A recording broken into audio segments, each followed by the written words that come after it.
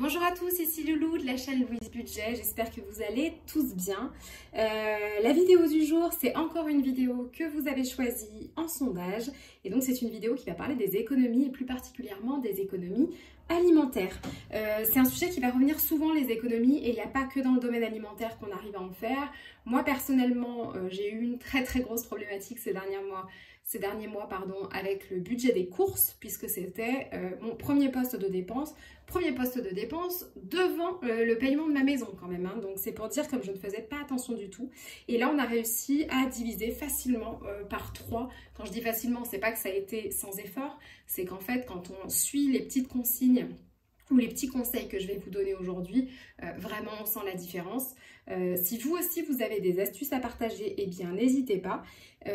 Une fois qu'on aura parlé un petit peu de ce chapitre économie, comme d'habitude, je finirai par clôturer ma semaine avec vous sur mes petites enveloppes, on les déballera ensemble. Et puis sans plus attendre, eh bien, je vous propose qu'on démarre. Alors, la vidéo va être divisée en 3 parties sur les économies, ce que j'ai arrêté de faire ou vraiment diminué, ce qu'on a mis en place et qu'on ne faisait pas avant, et des astuces supplémentaires, notamment pour éviter le gaspillage. J'ai pris compte de toutes les questions que vous m'avez posées à ce sujet et vous m'avez donné aussi plein d'autres idées pour les économies. Donc ce ne sera pas la dernière vidéo à ce sujet, mais là on va focaliser sur ces 3 étapes. Alors, sans plus attendre, c'est la deuxième fois que je le dis. Qu'est-ce que j'ai arrêté ou vraiment diminué dans ma consommation, dans mes courses? Première chose, les boissons. J'ai changé mes habitudes. Alors moi, ça va, je suis consommatrice d'eau en règle générale et eau du robinet. Elle est plutôt bonne dans notre région, tout va bien. Néanmoins, on consommait quand même pas mal de boissons sucrées et on consommait aussi de l'alcool en fait. Et on avait plaisir à avoir toujours notre petite cave un petit peu remplie. C'est-à-dire qu'on faisait des stocks, oh, tiens il y a une promotion sur le vin, on va l'acheter, etc. Déjà on s'est calmé sur l'alcool, donc nutritionnellement cool parce que ça n'apporte rien de spécial l'alcool. Mais au-delà de ça, sur le budget à la fin de la semaine, je dis pas qu'on était alcoolique hein, et je juge absolument pas qui veut boire du bon vin à table, il n'y a aucun problème. Simplement quand on décide de faire des économies, on peut déjà trancher à ce niveau-là en se disant que de toute façon ça n'apportait pas grand chose au niveau de la santé et de temps en temps on boit un verre de façon conviviale si on en a envie. Mais voilà, au niveau des boissons ça a fait une très grosse différence, le budget a baissé et je pense que sur certaines courses ça représentait facilement à la fin du mois une bonne 50aine d'euros quand on sait qu'une bouteille d'alcool, une bonne bouteille d'alcool, c'est au minimum 10 euros. Ensuite, on a beaucoup réduit la viande. Là aussi, loin de moi l'idée de vous dire ce que vous devez faire ou pas au niveau éthique, blablabla. Vous faites comme vous voulez. Moi, je suis pas une grosse amatrice de viande. Par contre, mon mari et ma fille en mangent. Néanmoins, on a décidé de réduire. C'est-à-dire qu'on s'est rendu compte qu'en manger tous les jours, déjà au niveau des recommandations de l'OMS, donc l'Organisation mondiale de la santé, c'était fortement déconseillé. Et au niveau du budget, c'est une catastrophe. Puis surtout, on variait beaucoup moins les repas que maintenant. C'est-à-dire que notre repas était constitué en général d'une viande et d'un accompagnement. Aujourd'hui, on est obligé de varier un petit peu plus, puisque quand on enlève la viande, il faut remplacer par d'autres sources de protéines. Donc, que ce soit du poisson, et là aussi, un poisson de qualité, c'est très cher, donc on limite. Ça va être aussi des plats à base de légumineuses, ça va être d'autres sources comme crème fraîche, fromage blanc, etc. Bref, ça se réfléchit, ça se fait très bien, ça varie beaucoup les repas. Et finalement, sur le budget, c'est quand même assez violent. Quand on commence à enlever la viande et qu'on en mange, on mange une viande de qualité ou une viande qu'on a trouvée en pack, une viande de qualité en pack et qu'on diffuse comme ça sur plusieurs mois, c'est incomparable en termes d'économie. D'ailleurs, en parlant de ça, je vous présenterai un bouquin tout à l'heure, un bouquin qui présente des recettes végétariennes qui sont vraiment cool. Donc voilà, j'espère que ça vous plaira. Et un bouquin qui m'a fait faire des économies, sinon je ne vous en parlerai pas. Ensuite, j'ai beaucoup diminué les plats cuisinés. Quand je dis beaucoup, c'est quasiment totalement. La seule exception que je fais, les seules exceptions que je fais, c'est que j'essaye d'avoir toujours une pizza surgelée ou une ou deux pizzas surgelées au congèle. Pourquoi? Parce qu'on sait très bien que, notamment le vendredi soir, on n'a pas envie de cuisiner. On a eu une semaine où on est tous crevés, on rentre, on n'a pas envie de faire à manger. Et le premier réflexe qu'on avait avant, c'est d'appeler les services de livraison ou d'aller chercher une pizza au restaurant. Donc une pizza surgelée à 2 euros ou 3 euros, ça vaudra toujours le coup d'en avoir une pour éviter de craquer sur des choses encore plus chères. De temps en temps, j'aime bien aussi quand il y a des promotions, acheter les raviolis, les sachets de raviolis frais, ou d'avoir des petites nouilles chinoises dans l'épicerie. Qu'est-ce qu'il y a d'autre qui fonctionne bien? Oui, des fois, de temps en temps, je vais avoir un sachet surgelé de petites pommes dauphines ou ce genre de choses. C'est pas énorme sur le mois, finalement ça va représenter 1 ou 2 repas par semaine uniquement, mais le fait de ne plus avoir mon congélateur ou mon épicerie remplie de choses déjà cuisinées, ça fait vraiment la différence. Je vous donne l'exemple des carottes. Quand j'achète les carottes au kilo, bah, ça me coûte forcément moins cher, je vais pouvoir faire plein de choses avec, et notamment les carottes râpées qui, quand elles sont déjà faites, sont pas forcément hyper bonnes et sont juste plus chères, alors qu'au final, si on rapporte le prix au kilo, vous prenez 15 minutes pour les râper vous-même et c'est réglé, quoi. Pour quelques centimes, vous avez un plat qui est relativement nutritif. Ensuite, qu'est-ce que j'ai arrêté de faire? Eh bien, j'ai arrêté de m'intéresser aux promotions présentées sur les têtes de gondole. Pour celles et ceux qui ne connaissent pas les têtes de gondole, c'est, vous savez, quand on marche au milieu du supermarché, on a l'allée centrale et puis on va avoir les rayons ensuite qui se présentent et on va avoir la face du rayon qui nous présente des promotions. Parfois, si vous en achetez 2, vous en avez un offert, etc. Les têtes de gondole, c'est valable, en tout cas c'est rentable je pense, uniquement pour les marques qui présentent leurs produits. Je trouve ça assez rare qu'on puisse faire des affaires en fait si on a l'impression d'en faire une parce qu'on se dit tiens j'ai acheté 2 produits, j'en ai un gratuit. En vérité si on rapporte le prix au kilo ou au litre, ça c'est quelque chose que je fais beaucoup maintenant et que je vous présenterai après. Et bien c'est pas forcément si rentable que ça et même des fois on a meilleur compte d'aller chercher une marque de distributeur. Et tout de suite, sans être obligé d'acheter des quantités astronomiques, on fera des économies. Et ensuite, c'est de se préparer à manger plutôt que d'aller à l'extérieur, notamment quand on travaille. Donc moi, je suis en télétravail depuis pas très longtemps et à temps partiel aussi depuis pas très longtemps. Avant cela, je travaillais à temps complet et j'avais des tickets restaurants sur une petite carte créditée. Je dépensais globalement tous les midis plus que ce que je gagnais en carte ticket restaurant. Donc clairement ça marchait pas et mon mari a continué à faire ça ces temps-ci et en vérité j'ai décidé qu'on allait essayer d'emmener à manger pour lui au travail et moi de vraiment me faire à manger la veille pour le lendemain de façon à pas pas être tentée non plus de me faire livrer. Et ben là en fait je crois que c'est un des postes avec la viande qui a vraiment fait diminuer le budget, mais c'est la folie quoi. C'est vraiment la folie, on est à facilement 150 € par mois en moins. En prenant le temps vraiment de se faire à manger ou de se prévoir de quoi manger pas cher le lendemain pour aller au travail. Ça, c'est la première étape. La deuxième étape, c'est donc ce qu'on a décidé de mettre en place, puisque ça, c'est ce qu'on avait enlevé. Et donc, ce qu'on a décidé de mettre en place, c'est changer nos horaires quand on fait les courses, c'est-à-dire le samedi, plutôt qu'aller faire le marché le matin tôt quand il y a moins de monde, eh bien, on le fait en fin de matinée. Attention, je sens qu'un chat est en train d'approcher. Et ben voilà, je ne sais pas si vous voyez, coucou. Fin de marché, ouais, rien à voir. On me l'avait dit depuis longtemps, c'est une blague. On respecte mon travail minuscule. On me l'avait dit depuis un petit moment hein, que les fins de marché, ça valait le coup au niveau des prix. J'y croyais pas trop, puis moi je suis pas trop du genre à négocier comme ça à l'étalage, ça me met un peu mal à l'aise. En fait, j'ai pas forcément besoin de négocier. Il reste des choses sur les bras des marchands et des ambulants, donc de toute façon, ils vous les font moins cher. Donc fin de marché, ça vaut le coup. Faut peut-être pas forcément trop regarder au niveau du choix. Ah mais elle m'a chouré. Elle m'a chouré mon trombone. Donne-moi ça. Ah, on est perturbé, on ne peut pas travailler correctement. Ensuite, le batch cooking. Alors, je sais que sur YouTube, certains appellent ça le meal prep. Mais moi, je suis plus à l'aise avec le terme batch cooking. Le batch cooking, j'ai découvert ça parce qu'on m'a donné un livre, là, il n'y a pas très longtemps. Quand j'ai parlé un petit peu de cette démarche à une amie, elle m'a donné un livre qu'elle n'utilise pas. Le batch cooking, j'utilise ce bouquin. Bah, justement, c'est un bouquin qui me permet de varier un peu, sachant que j'essaye de moins manger de viande. Donc, on cuisine le dimanche en 2 heures pour toute la semaine. Certaines connaissent, j'en suis sûre, ce concept. Alors, ce qui a vraiment changé la donne quand on le fait, je ne le fais pas toutes les semaines, hein, mais quand je le fais, quand je prends le temps de le faire, c'est génial parce que en fait, ce sont des repas calculés pour 4 personnes. Nous, on est 3, on va dire 2,5 parce que ma fille ne va pas autant manger de légumes que nous, hein, elle va se jeter sur d'autres choses. Dans tous les cas, on a un menu par semaine et en fait, il nous reste toujours de quoi manger le lendemain. Donc, on fait des courses avec une liste qui est déjà prédéfinie. On l'a évidemment Quelque chose qu'on fait beaucoup maintenant, c'est qu'on répertorie ce qu'on a déjà. On va pas en course bêtement comme j'ai pu le faire avant. Voilà, en gros, j'avais déjà plein de choses dans les placards qui étaient en train de périmer. Moi, j'allais faire mes courses tranquille le chat.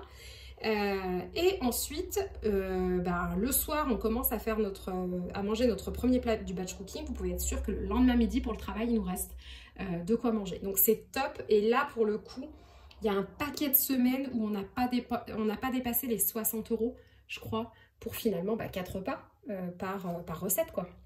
60 € par semaine de budget si on suit à la lettre à peu près ce genre de bouquin. En tout cas, celui-là, ça marche. Moi, il a vraiment fait diminuer mon budget course. Et en plus, on mange des trucs vraiment cool qu'on n'avait pas l'habitude de manger et ça reste, ça plaît à la petite, donc autant vous dire que c'est quand même pas non plus des choses trop farfelues. Voilà, la congélation. Ah oui, alors il arrive aussi parfois évidemment qu'il nous reste des choses du batch cooking ou des restes ou que je décide de faire plus parce que ça ne me prend pas finalement plus de temps. Si je coupe un petit peu plus de pommes de terre pour faire un gratin, ça me coûte absolument rien en termes de temps de le laisser au four en même temps que le plat qu'on va manger le soir et ensuite de le congeler. Donc la congélation, maintenant, on s'organise un petit peu mieux. Le but, c'est pas de le remplir de choses préparées, mais c'est de faire en sorte de ne pas gaspiller et puis d'avoir un petit peu de réserve. Ensuite, maintenant, le prix, je le regarde au litre ou au kilo exclusivement. C'est là que je me rends compte que vraiment, il y a des choses qui paraissent pas chères, mais qui en fait sont très mal conditionnées sur des tout petits conditionnements. Et on perd de l'argent à y retourner la semaine d'après, pour acheter ce qui nous manque, parce qu'on l'a fini trop vite. Donc je préfère parfois prendre des conditionnements un peu plus gros pour des choses qu'on consomme beaucoup. Et je saute une ligne pour vous dire que j'achète même en gros certaines choses, comme par exemple le papier toilette, le riz, les pâtes. Voilà, il y a des choses comme ça. Le riz par exemple, il n'est pas rare d'avoir des magasins, et notamment les magasins asiatiques, qui vous font des sachets de riz de plus de 10 kilos qui sont vraiment bons, du riz basmati, et qui est vraiment pas cher. Donc les achats en gros, prix au litre et prix au kilo, ça vaut vraiment le coup. Ensuite, quand on a des soirées où on a envie de manger des choses un peu différentes, on essaye de les programmer. C'est pour ça que je vous disais tout à l'heure, il y a des plats que je laisse, comme les nouilles chinoises, les petits raviolis, les choses comme ça, que je laisse en plat déjà préparé, mais qui me permettent de programmer une soirée conviviale. Sinon, vous pouvez programmer aussi, c'était un peu l'idée du challenge Family Hobbies que j'ai présenté la semaine dernière. Vous pouvez aussi choisir de faire une soirée conviviale vraiment cuisinée, mais faites en sorte d'avoir tous les ingrédients et d'avoir prévu ça un jour où vous êtes tranquille. Exemple, si vous ne travaillez pas le week-end, vous vous dites on fait ça le samedi soir, les enfants vont m'aider, etc. etc. Et du coup, là aussi, quand on commence à avoir faim à 18 h, on sait qu'on va se faire une bonne soirée avec des burgers maison par exemple, on n'est pas tenté d'aller au resto ou de sortir et on fait vraiment des économies. Là pour le coup, vraiment ça paraît peut-être rien, mais de programmer non seulement ces repas en batch cooking ou en meal prep, mais de préparer aussi de temps en temps une soirée vraiment cool à la maison, les économies, ça n'a rien à voir avec le fait d'aller au restaurant parce qu'on a craqué, qu'on ne savait pas quoi faire. Ensuite, on a décidé de faire beaucoup moins d'allers-retours dans les magasins. Donc, au minimum, on va faire une fois par semaine les courses. D'ailleurs, je dis au minimum, mais non, en fait, il est même arrivé des fois qu'on tienne 10 jours. Je préfère maintenant faire des grosses courses en ayant tout bien préparé à l'avance, plutôt que de faire comme je faisais auparavant, c'est-à-dire que dès qu'il me manque quelque chose, je vais au magasin. Dès qu'il manque quelque chose, je vais au magasin, ça se termine à dépenser des euros supplémentaires.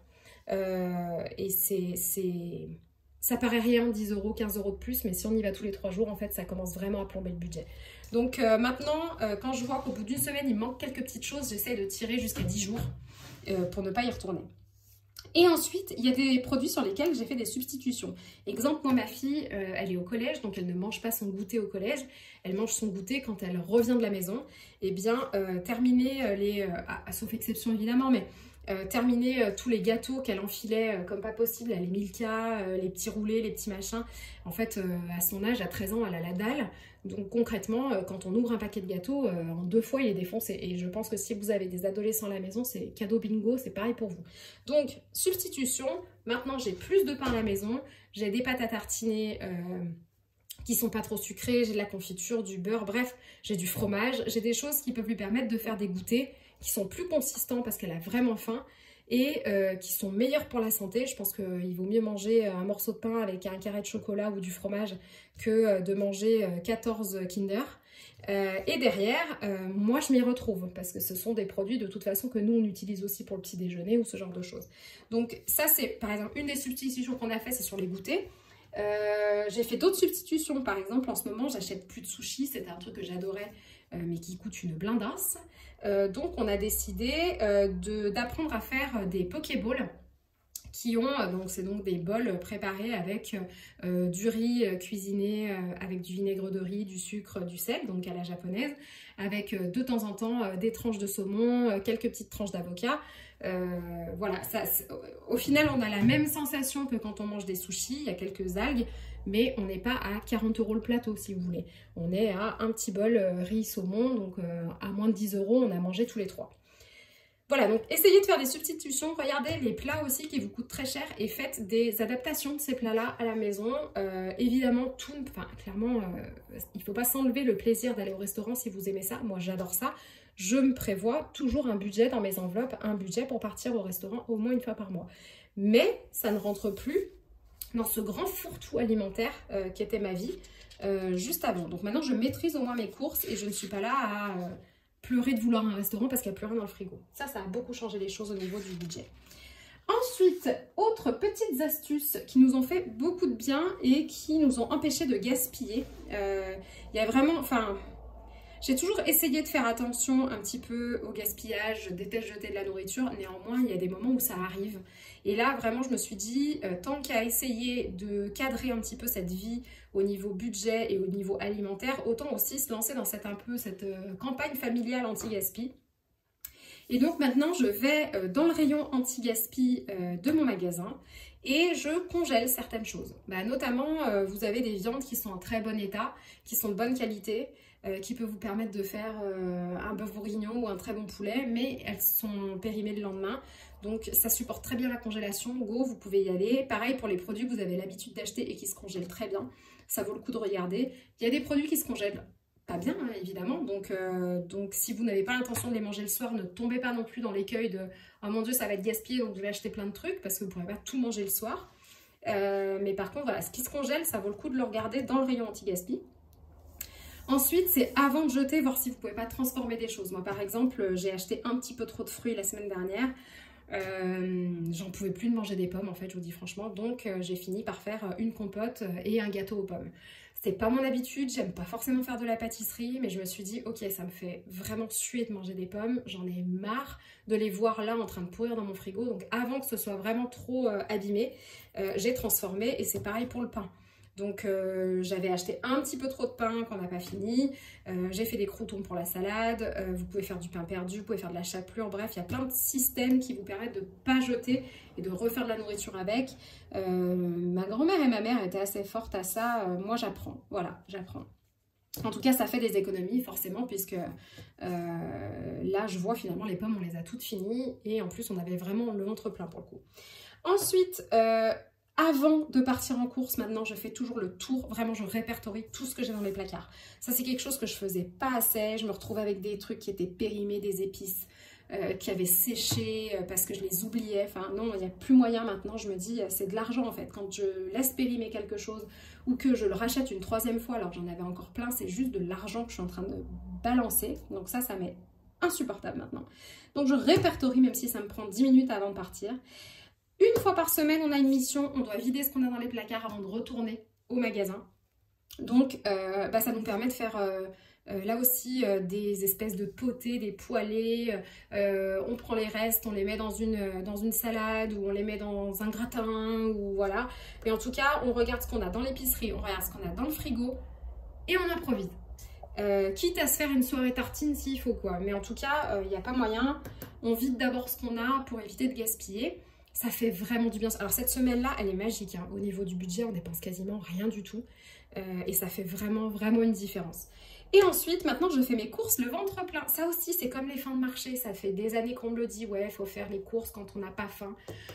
Mais en fait, j'en avais rien à secouer. Je faisais les courses quand ça m'arrangeait. Or, maintenant, même si je suis un peu limitée dans le temps, je mange un petit goûter, une petite banane, un fruit, n'importe quoi. Mais avant d'aller faire les courses, ça change vraiment tout.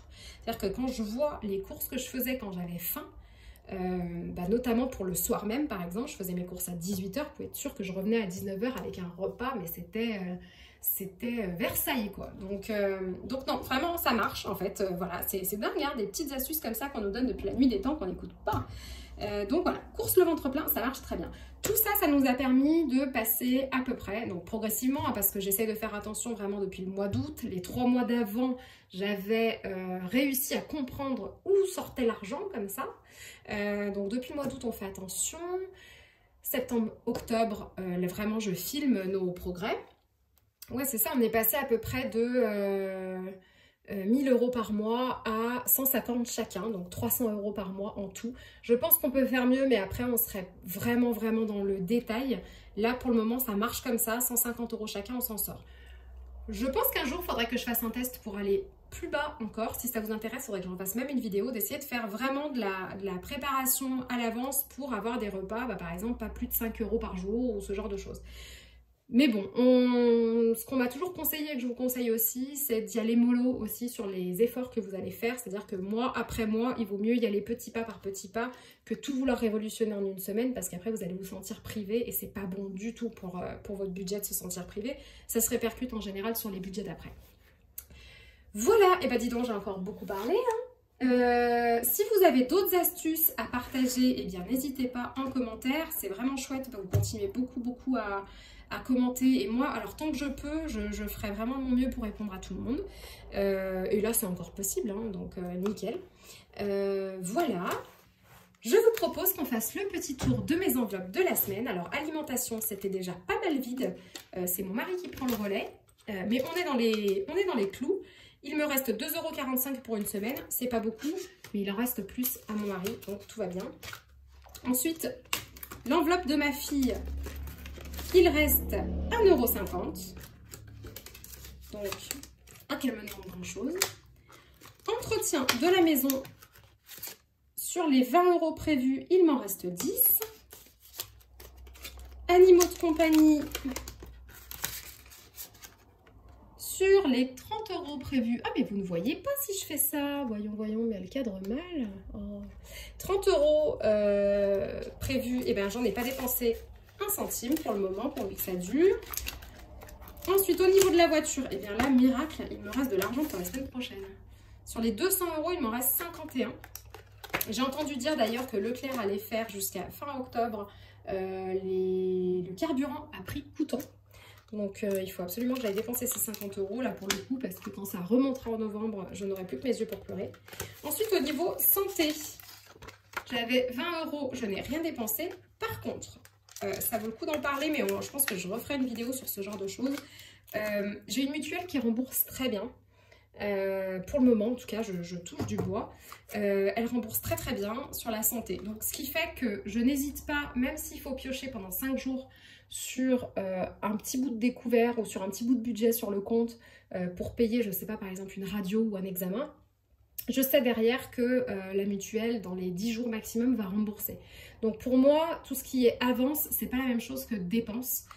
Là, quand je suis en dépense de santé, c'est vraiment, par exemple, je dois aller chercher quelque chose à la pharmacie. Voilà, enfin, par exemple, la contraception qui n'est pas remboursée, moi, dans mon cas. Donc, ce sont des choses comme ça qui, de toute façon, ne passeraient pas par le circuit mutuel. Tout ce qui passe par la mutuelle, je considère que je fais une avance qui va m'être remboursée, mais ça ne fait pas partie de mon cash. Si vous avez du mal à faire des avances, effectivement, là, il faut peut-être provisionner dans des enveloppes. Ensuite, ça, c'est ma petite enveloppe à moi. Combien j'avais mis ce mois-ci? 20 € qui sont dépensés. Voilà, il ne reste plus rien. Et donc, la fameuse enveloppe sortie et resto qui me permet de ne pas craquer non plus et pas trouver ma vie trop monotone. J'avais 40 € et j'ai tout dépensé. Voilà, donc il reste plus grand chose dans certaines enveloppes et dans d'autres il y a encore un petit peu de marge de manœuvre. Toujours est-il qu'il faut qu'on s'accroche, les amis. On est le 22, Donc il nous reste pas beaucoup de temps. Moi, je suis payée le 2. Mais ça n'empêche que ça on tire toujours un peu la langue à la fin du mois.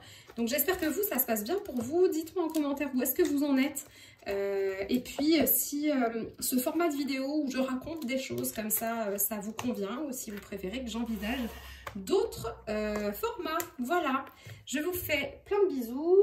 Prenez soin de vos petits sous et prenez bien soin de vous. Ciao, ciao!